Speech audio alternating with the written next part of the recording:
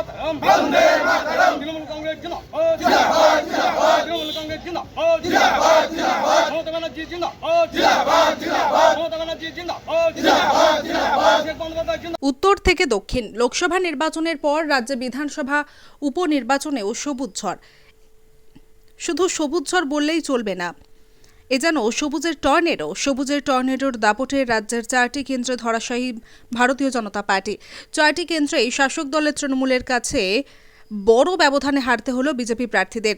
সবে লোকসভা ভোট শেষ হয়েছে। লোকসভা নির্বাচনে সমস্ত এক্সিট পোলকে নস্যাৎ করে 29টি আসনে জয়লাভ করে শাসক দল তৃণমূল। লোকসভা নির্বাচনের রেশ কাটতে না কাটতেই গত 10ই জুলাই রাজ্যের 4টি কেন্দ্র সহ দেশের 13টি আসনে উপনির্বাচন হয়। 13ই জুলাই ফলাফলের জন্য মুখিয়েছিল বিভিন্ন রাজনৈতিক দলের পাশাপাশি সারা দেশের আমজনতা। ইন্ডিয়া নাকি এনডিএ, কোন জোটের দিকে পাল্লা ভারী হবে উপনির্বাচনের ফলাফল?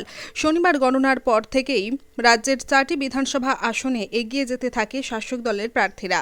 শেষ পর্যন্ত বড় ব্যবধানে বিজেপি প্রার্থীদের পরাস্ত করে জয়লাভ করে তৃণমূল প্রার্থীরা। সারা দেশে 13টি আসনের মধ্যে তৃণমূল জয়লাভ করে 4টি আসনে, কংগ্রেস 4টি, একটি আপ ও একটি ডিএমকে ও একটি নির্দল প্রার্থী। 13টি আসনের মধ্যে মাত্র 2টিতে জয়লাভ করে বিজেপি। রানাঘাট দক্ষিণ কেন্দ্রে জয়লাভের পর তৃণমূলের রানাঘাট দক্ষিণ সাংগঠনিক জেলা সভাপতি দেবাশিস গাঙ্গুলি এবং রানাঘাট দক্ষিণের বিজয়ী প্রার্থী মুকুটমণি অধিকারীর বক্তব্য।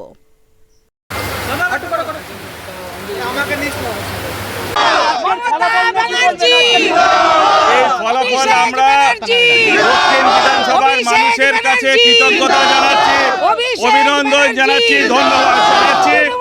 এই জয় মানুষের জয়, এই এলাকার মানুষের কাছে আমরা সেটা সমর্পণ করছি।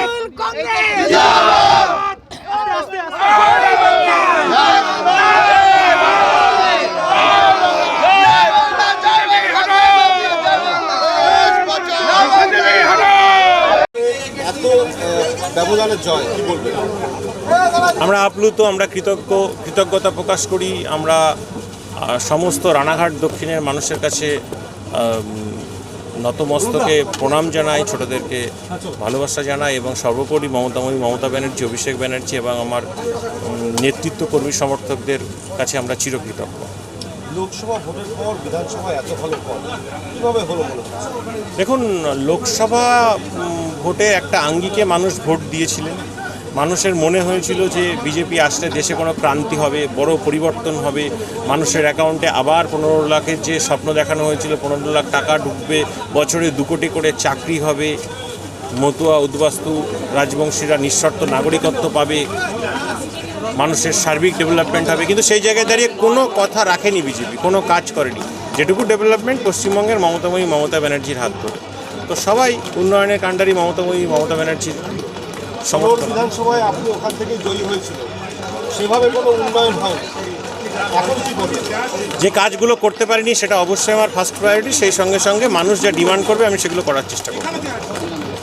বন্দে মাতরম।